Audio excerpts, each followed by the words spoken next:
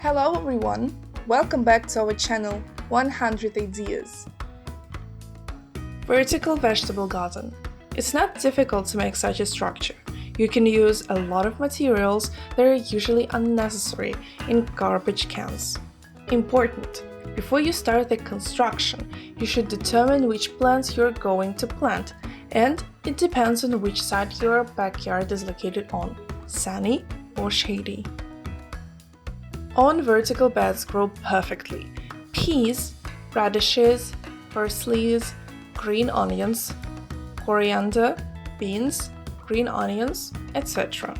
A well-designed vertical structure will not require much time and effort. Children are especially happy with such beds, and they can be entrusted with taking care of them. Advantages. The positive sides of a vertical located vegetable garden include decorative, as you can clearly see by looking at photos of backyards planned according to the principle. Space saving and the ability to place the structure in any corner of a small area. Ease of care. Vertical structure also has a number of disadvantages. The soil in containers dries up quickly and the beds need frequent watering. A small amount of soil in containers does not allow you to sow all the usual plants for the garden, and already planted ones require regular fertilizing. If the site is located in the climatic zone where severe winters are observed, it is not recommended to plant perennial crops. In winter, the soil will freeze and the plants will die.